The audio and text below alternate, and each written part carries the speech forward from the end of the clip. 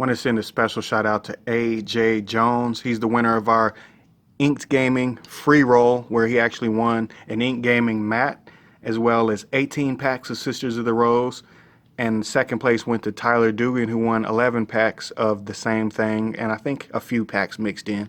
Anyway, shout out to him. Hopefully they pull some good stuff from those packs.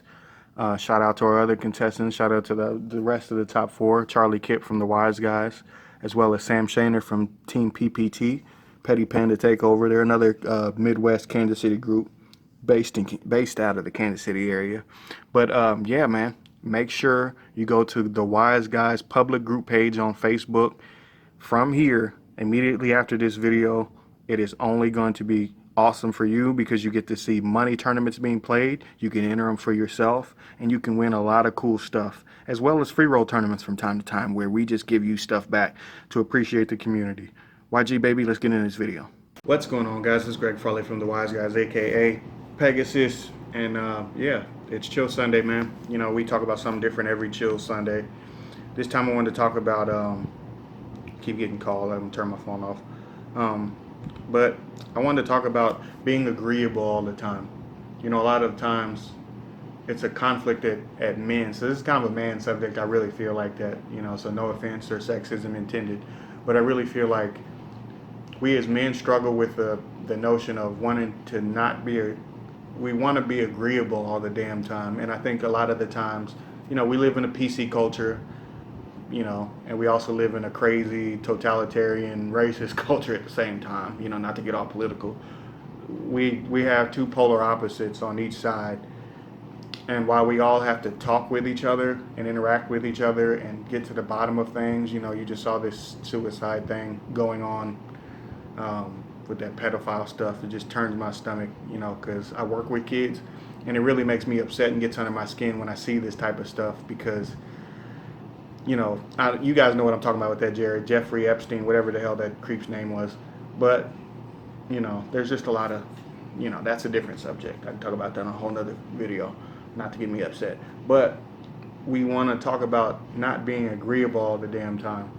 But how can you have a conversation with someone and not be agreeable and still keep it civil? I think that we struggle with that a lot of the times, where I don't think anybody ever taught us when we were younger how to be able to disagree with someone and still keep it civil and be able to move on. You know, a lot of times, you know, me and a good friend of mine, we can argue about deck theory in Yu-Gi-Oh, for instance, and completely disagree with each other. And I can say, man, you know, you're an idiot, Greg, or you're an idiot, you know, Jeff, Tom, whatever your name is, you know, whatever random friend it is.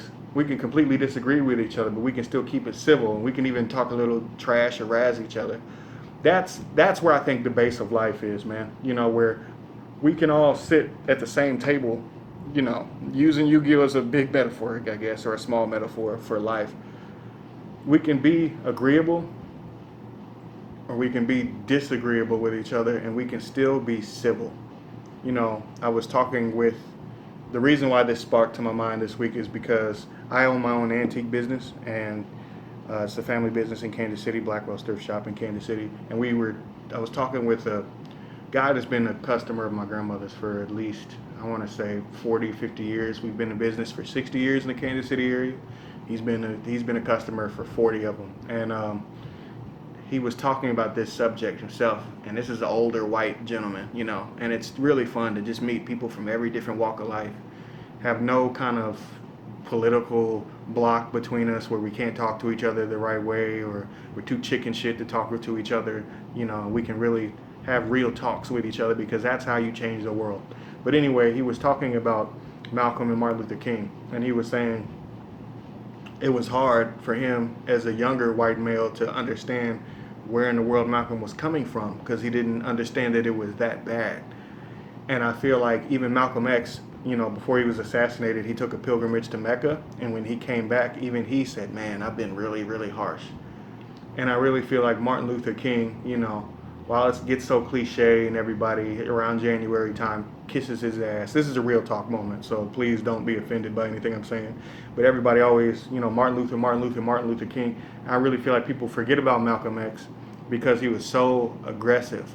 But his his stance was, and not this is where I kind of have to get into history. His stance was, I'm not going to keep turning the other cheek to someone that's been oppressing me for so long.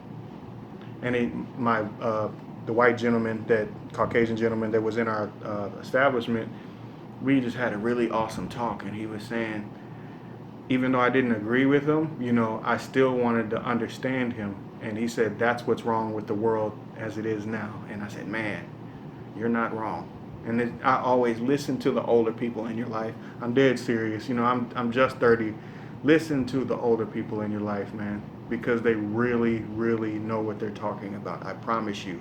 It's the secret to life is listening to people that are older than you and wiser than you. Wise guys. That's why we call it that. But yeah. But with Martin, it was about love, and it was about turning the other cheek. But at the same time, you don't want to be so damn agreeable all the time. So you see, it's like a full circle type of thing where you want to be able to overcome something with love, but you can't be so damn agreeable all the time. And I feel like somewhere between the Malcolm X approach and the Martin Luther King approach is something for everybody. I'm not just talking about black men. I'm talking about all of us as men. I really feel like this is a man subject, so there's no sexism intended again. But we can't be so damn agreeable all the time.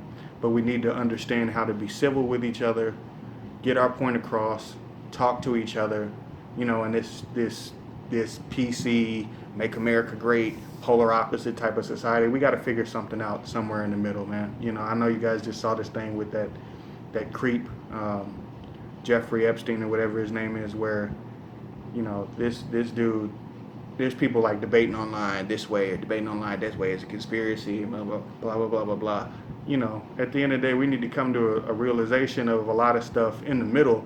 Having a moderate kind of mindset where we can all sit in the middle and talk about our opinions and how we think and what we think is the right thing to do for whatever prospective country we live in, especially America, basically is what I'm talking about. Until we do that, everything's going to kind of be the same thing, but the same kind of chaos that we have right now.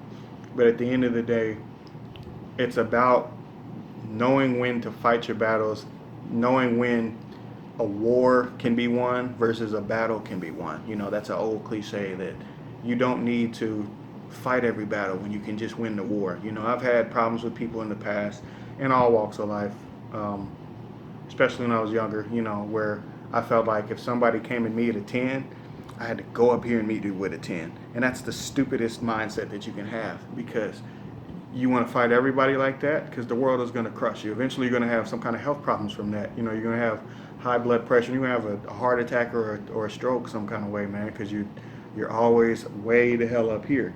Sometimes you need to realize the situation, manage the situation, see it for what it is, step back from it, cool off, deal with it how you deal with it, make a chess move, and then come back and double up on people. It's the same way in Yu-Gi-Oh.